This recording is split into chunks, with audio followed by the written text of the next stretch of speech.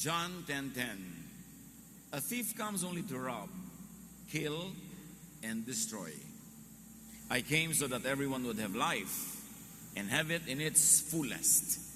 Yan ang gustuhan ng Panginoon para sa ating buhay. Puno, masaya, makabuluhan, at umaapaw sa kahulugan. From ritual jars into happiness jars. From ritual to happiness. Lord, we thank you that you want us happy. At nawa ang inyong pong kalooban na ito ay aming maunawa, maipamuhay, at maging pagpapala hindi lang sa amin, kundi sa lahat ng taong aming kasalamuha sa buhay. Kayo po ang mangusap, mangaral, magturo, umakay sa amin. Dalangin namin ang lahat ng ito sa ngalan ng iyong anak na si Jesus. From ritual into happiness jars. From religious jars into jars that make people happy. John 2:1-2. Isang luma istorya na maganda at maraming kahulugan. May kasalan sa Cana sa Galilea at naroon ang ina ni Jesus. Si Jesus at ang kanyang mga alagad ay inanyayahan din sa kasalan. Ang mga kasalan ay para sa kasiyahan. Ito isang malaking pahinga mula sa araw-araw na walang tigil na pagtatrabaho ng mga tao, lalo na mga karaniwang tao. So sa kasalan may pagkain, may mga mainumin, may sayawan, isang malaking pahinga mula sa napakahirap na pamumuhay ng mga tao. Weddings are for merrymaking, weddings are for happiness. John 2:3, naubos ang alak. Kaya't sinabi ng ina ni Jesus sa kanya, anak, wala na silang alak.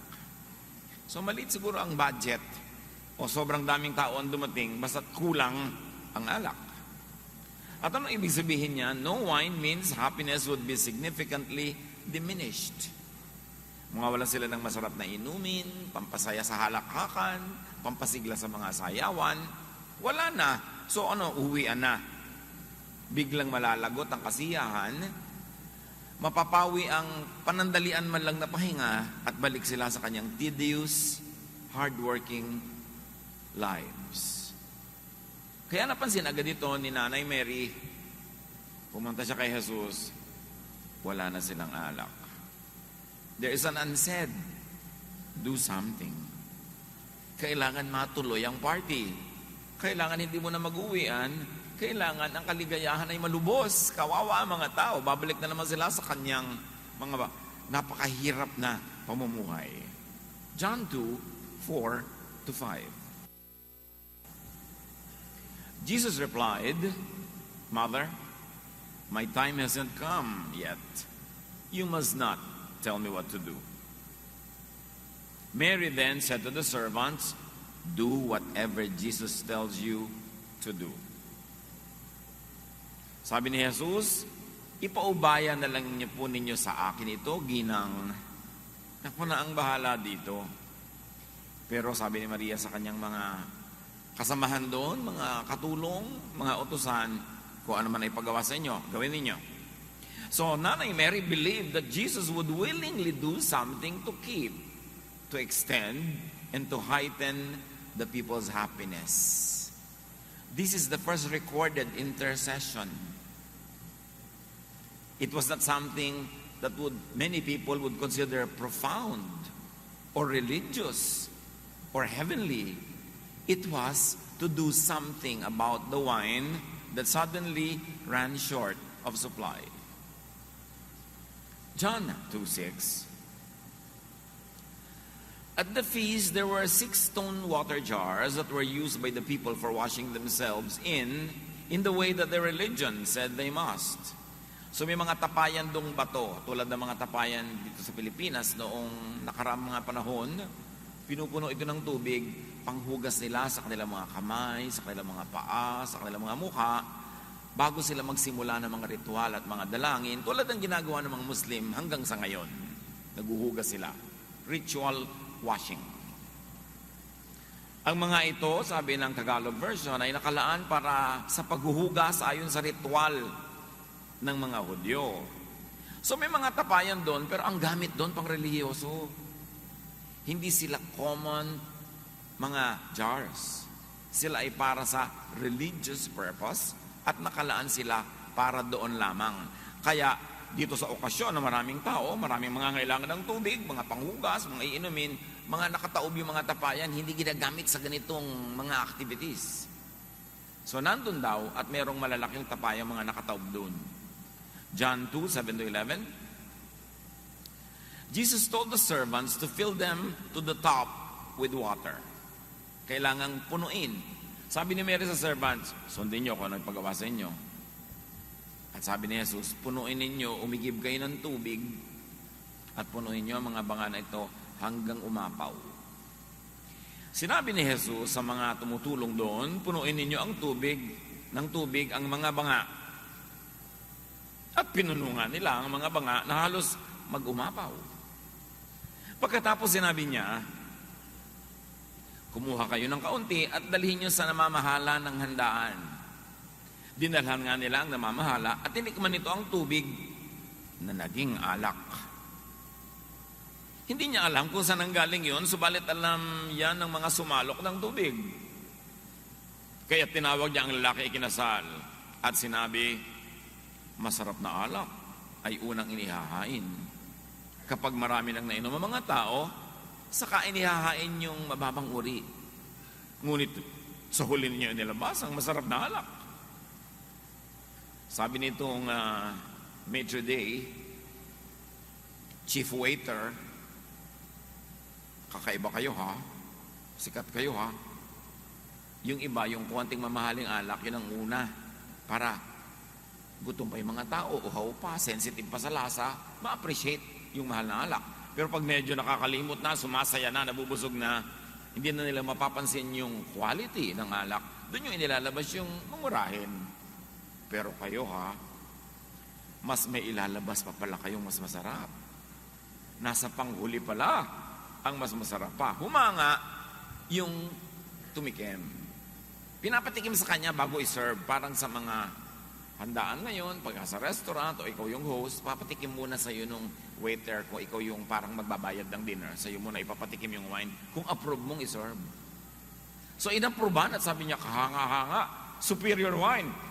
Hindi ako nakakita ng mga ganitong mga kagawian na saka pala may mas masarap pa. So in other words, the water that was turned into wine by Jesus was far superior to the original wine that was served. Ang nangyaring ito sa Cana, sa Galilea, ang unang himalang ginawa ni Jesus. Sa pamamagitan nito, inihayag niya ang kanyang kaluwalhatian at naniwala sa kanya ang mga alagad niya. Unang himala, unang intercession, unang pakiusap, alak. Many religious people would want something more profound, more spiritual, more symbolic or meaningful. But this is precisely the message of the story. Ano ang mga lessons na immediately ay napakadaling mapulot sa kwentong ito? Making and keeping people happy, giving people pleasurable enjoyment, making life delicious was Nanay Mary's concern and object of intercession. Hindi niya inilapit ang mga may kapansanan, ang mga lumpo, ang mga bulag. Hindi niya inilapit ang political situation ng bansa. Hindi niya inilapit ang mga kasalanan ng mga prostitute. Ang inilapit niya, sabi niya, wala nang alak, dapat magkaroon. That making life delicious is a noble and godly intention. Na hindi ito dapat masamain tulad ng ginagawa ng mga maraming relihiyoso ngayon. Bawal sumaya kasi maka-Diyos ka. Can you imagine that this was the first intercession that Mary did and this was the first miracle that Jesus did, and it was about extending a party? That making and keeping people happy was what Jesus did. And it is what Jesus does. Kaya sabi ng 1 John 10:10, a thief comes only to rob, kill, and destroy, which is the work of Satan. I came so that everyone would have life and have it in its fullest. At sabi sa Tagalog, magkaroon sila ng buhay na masaganang lubos. So ang pagnanakaw ng kaligayahan, kasaganaan, kasiyahan ay gawa ni Satan, which sadly is gawa ng maraming relihiyoso sa mahabang panahon. Tanggalan ng happiness, tanggalan ng pleasure, puro pagtitiis, puro pagtitika, puro pagtitimpi, puro pagpapahirap sa sarili, paghampas sa sarili, pagsasakripisyo, pagpapagutom sa digestive system, ang naging master trabaho ng religion. Taliwas na taliwas sa unang himala ni Jesus at sa unang inilapit ni Nanay Mary kay Jesus.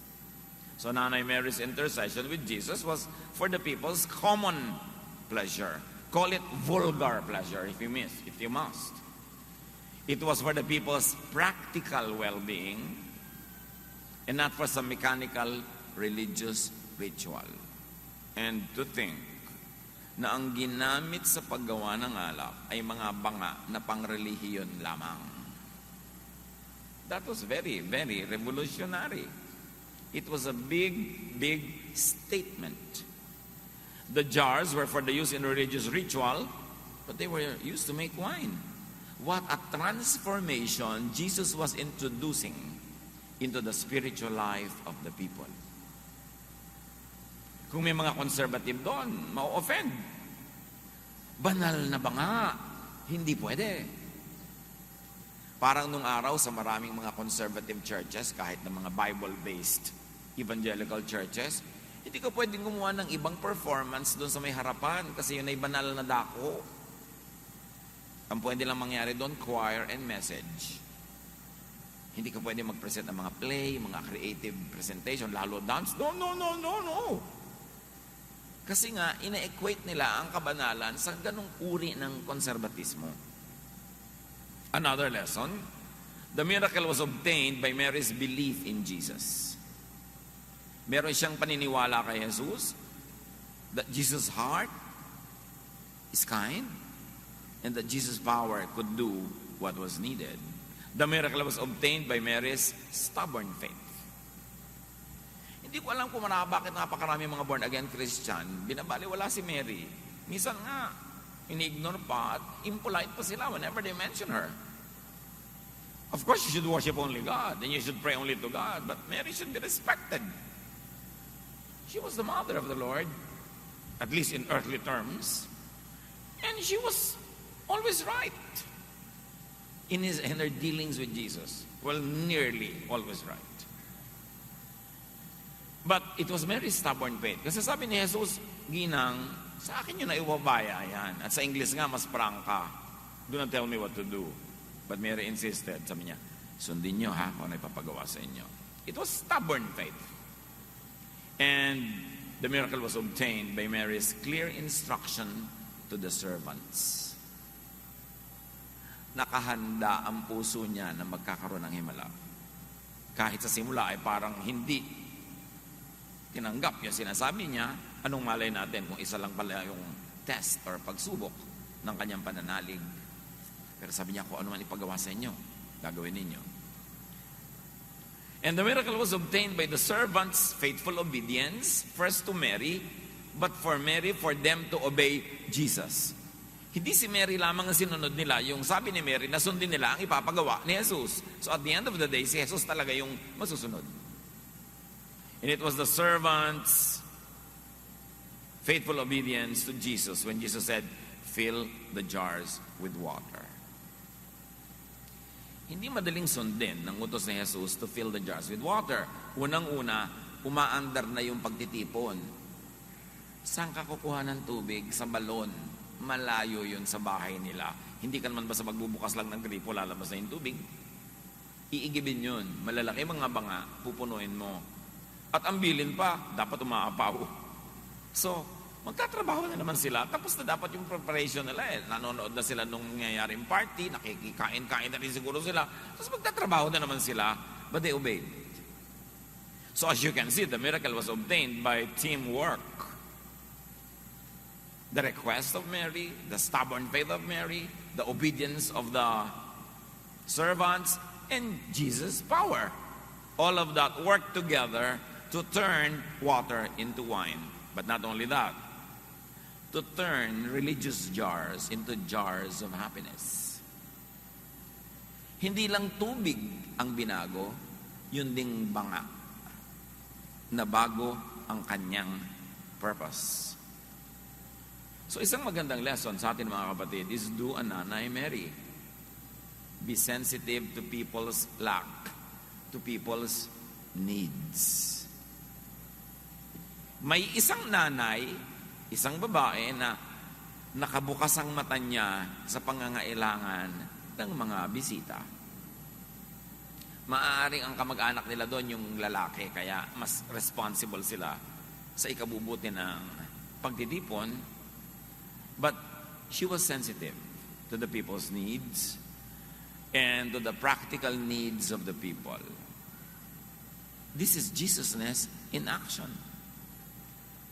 Hindi ka lang basta nalilibang sa kasiyahan. Nakikiramdam ka kung anong kulang sa kapwa. Kung anong kailangan pa nila. She was sensitive to the people's lack and needs. But these people here could be in our lives, could be others, like your neighbors, your co-workers and your friends. Yun yung equivalent ng others noon. Dumalo sila sa pagtitipon, kasama natin sila ngayon sa ating buhay. Anong need nila? Sensitive ba tayo doon? O mga anak, anong need ng mga magulang nyo? Binibigyan nyo ba ng sustento? Regular ba? Sapat ba? Aba, makiramdam naman kayo. Anong need ng inyong biyanan? Hindi lang yung sarili nyong nanay, yung binan nyo rin. Dapat pinapakiramdaman nyo rin yan. Anong need ng inyong mga hipag, mga bayaw, ng ating mga katrabaho, mga manager? Anong need ng mga empleyado ninyo? Baka naman kayo lang may privilege, kayo lang may bakasyon, kayo lang may representation, tapos sila wala na. Ito itinuturo sa atin ang kwentong ito.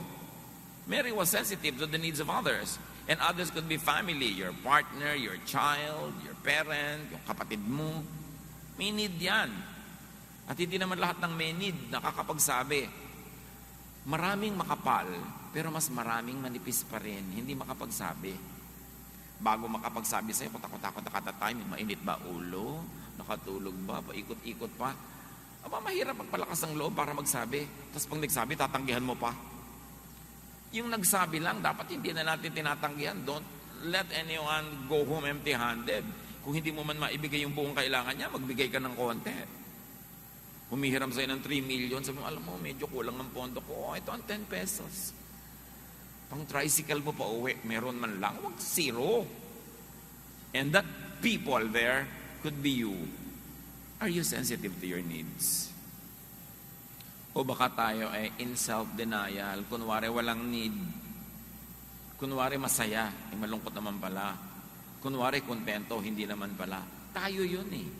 Kaya ang kwento, nalagay sa Biblia para pag-aralan natin. Hindi para tayo mag-aral ng history. This is current events. And that's how you make the Bible become alive.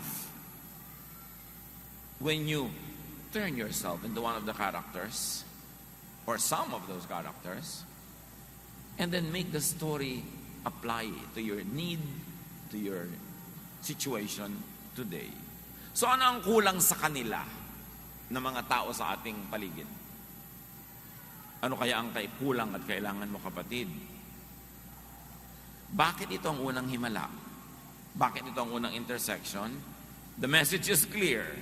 Ang dapat inuuna ng mga relihiyoso hindi ritual, hindi jars for ritual, hindi legalism, hindi pagsikil sa kasiyahan.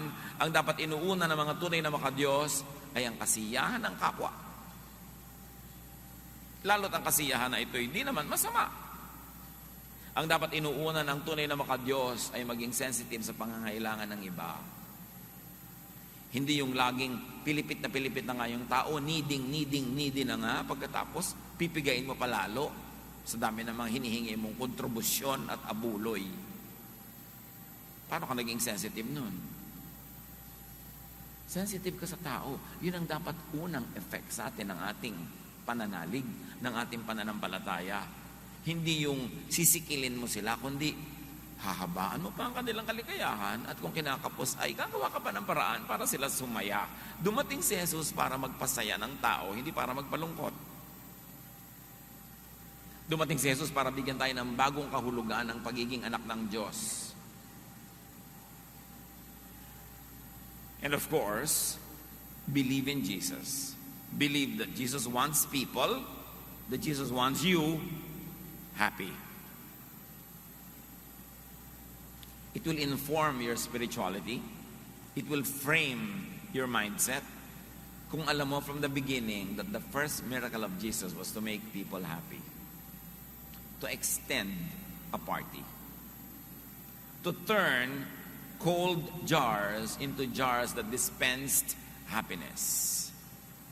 To bring heaven down to earth, thy kingdom come. A kingdom that is full of life, a kingdom that is full to the brim, umaapaw sa kasiyahan. Not to demonize enjoyment and not to demonize happiness when it is not against God's basic moral law. So like Nanay Mary, look at the world and look at others through that frame of faith. What frame of faith? That Jesus wants people happy. That God the Father wants Jesus to be an instrument of happiness. That Jesus was sent to make our lives full and meaningful. To add, not to take away from life. And like Nanay Mary, pray in that frame of faith. Bakit nakiusap si Mary kay Jesus? At bakit ipinilit niya? Nananalig siya na yun naman talaga ang puso ni Jesus eh. So you pray according to God's will. And when we pray according to the will of God, He hears us. That's why that water became wine. And remember this, yung mga lampas na sa langit ng kabanalan, pray even for just wine. Yun nga ang unang intercession eh. Yun ang unang himala. Ibig sabihin, hindi yun maliit na bagay. At hindi yun masamang bagay. Ang masamay, nagkalasing-lasing ka na, nanakit ka na ng tao, nakapatay ka na, nag-drive ka, nakasagasa ka, yun. But wine, table wine for enjoyment, that supplemented the taste of food, that allowed people to converse, have something to sit around and talk among themselves. That was the first miracle. There is nothing you can do about it. It's the first miracle. Kaya dapat yun ma-appreciate. Inspire and move others in that frame of faith. And like the servants, work in that frame of faith. Kasi yung servant niya, bakit naman tayo i-give? Bakit natin ito pupunuin itong mga ceremonial jars? Wala naman seremonya. Wala namang ritual. Bakit natin pupunuin ng tubig ang ritual jars? Wag na lang, nakakapagod. But no. Against their own reason, they believed in the higher reason, first of Mary, then of Jesus. Sabi ni Jesus, di gawin natin. Naiintindihan man natin o hindi. Siya ang may sabi, di gawin. And then, kaya sila ang unang nakasaksi ng himala. Hindi naman alam nung master of the feast na tubig lang yun na naging wine eh. Sinong nakakaalam? Sila na umigib. Alam niyo kung sinong nakakakita ng himala ng Diyos? Sinong nakakapagpatunay ng kabutihan ng Diyos? Yung mga nagtatrabaho, yung mga naglilingkod, yung mga sumusunod. Kasi nakikita nila na ang ginagawa nila is turned into wine. Halimbawa, yung mga volunteers natin na gumagawa ng mga medical mission, dala-dala nila konting gamot, konting benda, konting ganito. Pero nakikita nila yung himala. Oras na nagpagamit sila sa Panginoon, nadala nila sa mga may sakit. Yung nangyayaring kaligayahan sa mga pinuntahan nila, yung paggaling ng mga may sakit, at yung pagbabagong loob nila, naaalala nilang mahal sila ng Diyos, may ginagamit ng Diyos sa mga instruments para sila ipuntahan at mahalin. Nakikita nila yung mga himala. Kaya ganoon din yung mga singer, yung mga dancer na pagka sila ay nagbibigay ng pupuri sa Panginoon na galing sa puso and with their high art, they see how people are blessed, how people are edified. And because inigib nila yung tubig, nagtrabaho sila, naglingkod sila, kita nila yung himala. Ganun ang mga Bible study teachers. Ganun ang lahat ng naglilingkod. Sila ang nakakakita kung paano pinagpapala ng Diyos yung otherwise very mundane work nila. Na kung ginawa nila para sa iba, hindi naman magiging ganun ang talab. Gusto mong makita ang Diyos na naghihimala? Be like those servants that fetch the water. Yung mga iba doon, yung nag-enjoy, hindi naman nila alam yung nangyari himala eh. Yung mga uminom, beneficiary sila pero hindi nila alam ang nangyaring himala. Ang nakaalam, yung naglingkod. At siyempre si Mary. Nasa isang sulok siguro siya na nagpapasalamat sa Diyos. May ngiti sa kanyang labi, sinabi niya, ay salamat, tuloy ang ligaya nito aking mga kabarangay na bukas balik na naman sa pagsasaka, sa pagkakarpentero, sa paglilinis ng mga kung ano-ano, sa paglalaba. At least humaba-haba ang kanilang ligaya at pahinga. At hindi ba sabi ni Lord, come to me all of you who are tired and heavy laden, and I'll give you rest. Na ang pagbibigay ng pahinga sa katawan, sa isip, sa damdamin, sa puso is high religion. Hindi makakabang dasal, hindi mga usok-usok at mga kampana, hindi mga paghahampas sa sarili at mga pagdurusa, kundi pagpapasaya sa tao. Yun ang kalooban ng Panginoon. Sabi niya, I came that you might have life and have it to the full. Eh bakit mo lang naging born again Christian ka? Lalo kang lumungkot, lalo kang nasikil, lalo kang nagjeta, para ka ng skeleton, ka-fast every day. Pag umuulan, di ka na nababasa. Hindi ka natamaan ng patak ng ulan sa kapayatan. Yung ba ang gusto ni Jesus para sa'yo?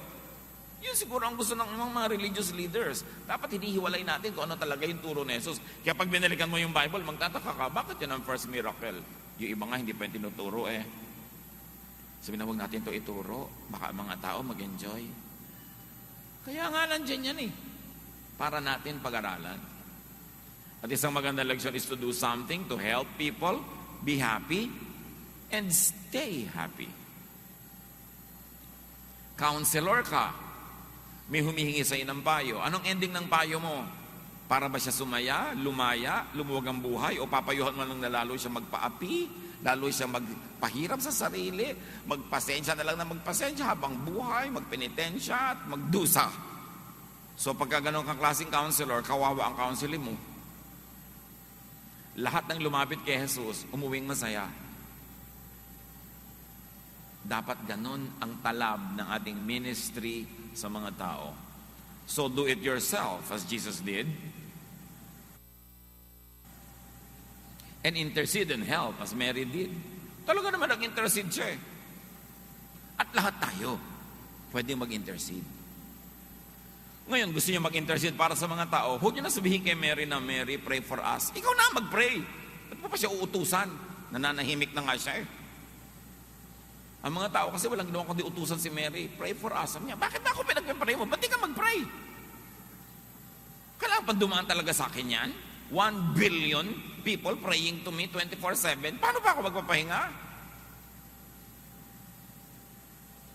So kailangan tayo, ang gumawa ng ginawa ni Mary, huwag nating iutos sa kanya yung dapat ay ginagawa natin. Tayo ang mag-pray. Eh bakit kung doon sa kwento? Eh wala ka naman doon sa kwento, kaya siya gumawa. Eh ngayon, buhay natin to, ikaw mag-pray, ikaw mag-intercede, ikaw maging sensitive. Do a Mary.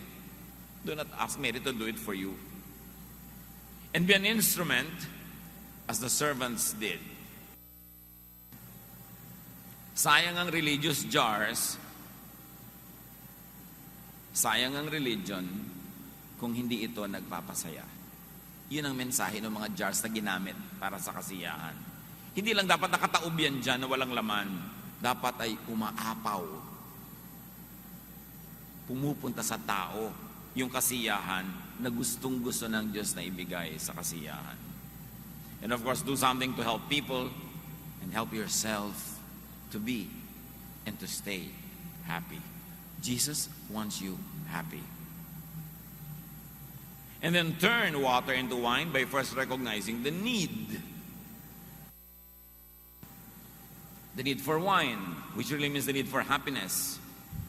Recognize the need, the importance of happiness in people's lives.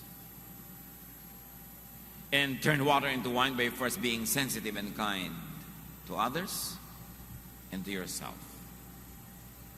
Tayo nasa iba't ibang kasalan.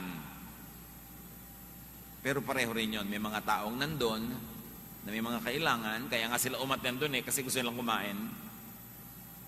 Gusto nilang masyahan.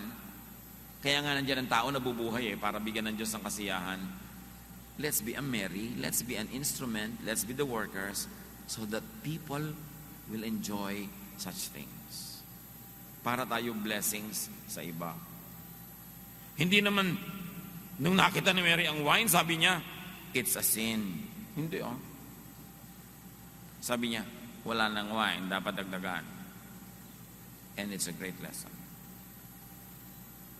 Baka naman mamaya malasing-lasing na kayo dyan. Tapos sabi kasi ng pastor namin yan. Hindi yun ang pinag-uusapang malasing. The wine is a symbol of enjoyment of anything. So, kung masarap na ulam yun, kung bagong labang kumot, ano man yun sa buhay nyo, pasarapin niya yung buhay. Ang hirap-hirap namang humiga sa una na yung punda, nahihiwa ka na sa tiga sa dami ng dumi. Palambutin, lagyan ng pampabango. Yun ang wine ng iyong paghiga. Ang bahay, ayusin, lagyan ng mga palamuti na nakakapagpasaya. Pasayahin. Ang marriage nyo, mga kapatid na mga may asawa dyan, may mga partner dyan, pinapasayan nyo ba? Baka ang tagal nang walang wine. Ang tagal na. Wala na kayong kasiyahan, hindi na kayo humahalakak. Puro na lang kayo trabaho everyday, inaatupag, hindi ninyo na pinapasaya ang isa't isa.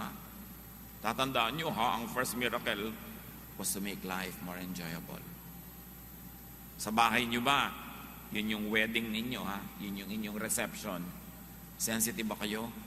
Wala nang wine. Kinakain pa ba inyong mga anak? Minsan may mga magulang na saksakan ng batugan. Wala na kinakain yung mga anak. Hindi na nga wine wala nang kanin.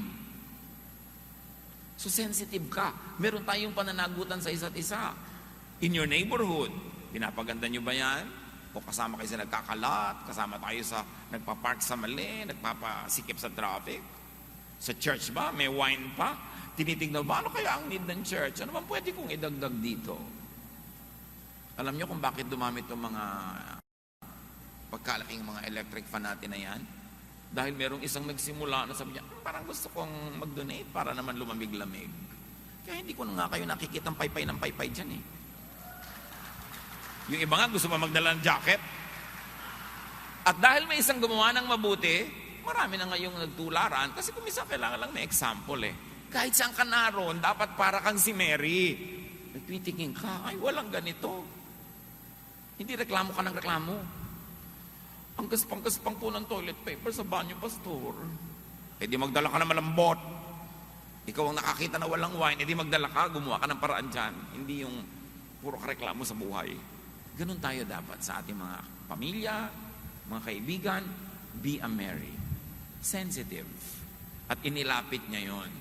Not that Jesus was not aware of it, but the story has it that somebody, a human being, will be sensitive to the need of another human being and will bring it to the attention of the divine. Not that the divine does not know it, but the divine wants to bless us through other people who intercede for us. So that we develop a chain of relationship, interrelation, needing one another, being happy together. Yun ang fellowship. Saan man kayo pupunta, tingnan nyo kung paano nyo mapapaganda, mapapasaya. Dadalaw kayo sa may sakit. Lalo't may pera kayo. Alam nyo lalo na kapos, dumaan muna kayo sa kaheran ng ospital. Magkano na po ang balance as of this minute ni ganitong pasyente? Babayaran ko na po. At pagpasok mo doon sa kwarto, ang dala-dala mo resibo. Bayad na kayo up to today. Di ba ang saya na dala-dala? Kesa kung isang bulaklak na nakakahika. May dala ka o kaya binayaran mo ng konti. Kasi kayang-kaya natin gawin yun. Minsan hindi lang tayo sensitive. Hindi lang natin naiisip na dapat gawin. Pupunta ka sa mga lamay, magdala ka ng 20 siopaw. Kahit man lang konti, may maipakain doon. Huwag naman isang balding biskwet kasi nakakauhaw kainin yun. Pero kung yun na na-afford mo, pwede rin. Kung gusto natin mga kapatid, wherever we go, we can be a blessing. Dispenser of blessing. At ang makikita mong himala, ganito.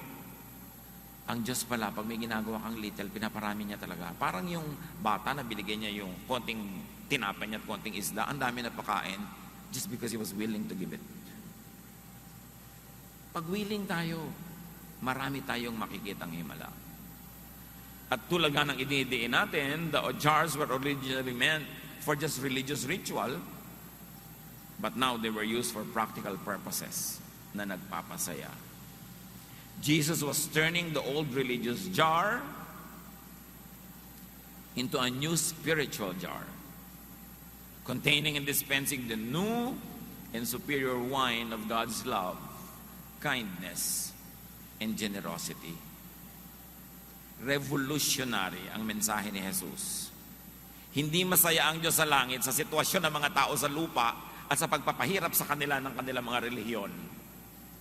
Kaya ipinadala si Jesus para ituwid ang baluktot, liwanagan ng madilim, pasayahin ang mga anak ng Diyos. Jesus was turning religious ritual jars into a spiritual instrument of love, of mercy, of tenderness, and love. And Jesus was turning ritualistic religion into a practical movement of love. And remember, as if this is not obvious, that was the first miracle. Yun ang panganay na himala na dapat should inform all other spiritual realizations. It was very highly symbolic, not to mention that it was also very practical. So a lesson for us is to turn religion into a useful and functional tool in satisfying practical daily needs of people. Ibaba ang langit, dalhin sa lupa. Kaya itinuro ni Jesus na dalangin, mapasa amin ang kaharian mo. Masunod ang loob mo dito sa lupa, gaya ng nasusunod yun sa langit. Hindi ipinagpray na dalhin niyo po kami sa langit. Matagal pa yun.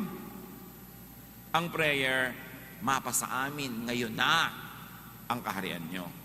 Masunod dito ang inyong mga patakaran, ang inyong mga katuruan, di para na rin kami ang nasa langit pag naging ganon. Yan ang kahulugan ng panalangin. Thy kingdom come, thy will be done on earth as it is in heaven. Hindi sinabing bring us to heaven, but bring heaven down to us. And it happens when there are people like Mary, like the servants, and of course, by the power of Jesus. James 1:27. Ang relihiyon na dalisay at walang dungis sa harap ng ating Diyos at Ama ay ito: pagtulong sa mga ulila at sa mga byuda sa kanilang kahirapan. Ang tunay daw, dalisay, sakdal, malinis, kaibig-ibig na relihiyon ay pagpapaginhawa sa mga nahihirapan, pagpapasaya sa mga nalulungkot, pagpapakain sa mga gutom, pagpapalaya sa mga bilanggo, pagpapaluwag ng dibdib ng mga nasisikipang huminga, pagpapasaya sa tao. High religion yun. So share, teach, articulate, and exhibit your faith through acts of kindness and consideration to other people's happiness and well-being. Pasayahin yung mga tao na malungkot. At kung masaya na sila, huwag kayong killjoy. High religion wants people to be rested, relaxed, happy. High religion is not killjoy. It's not a spoiler of people's fun tulad ng akala ng iba. So be a Mary, be sensitive.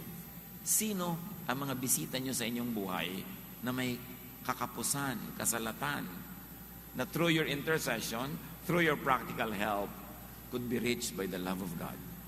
Dear God, buksan niyo po ang aming puso kung paano kami magiging tulad ni Mary at ng mga servants na naging kasangkapan sa pagpapasaya ng mga tao, pagdagdag ng kulay sa kanilang buhay.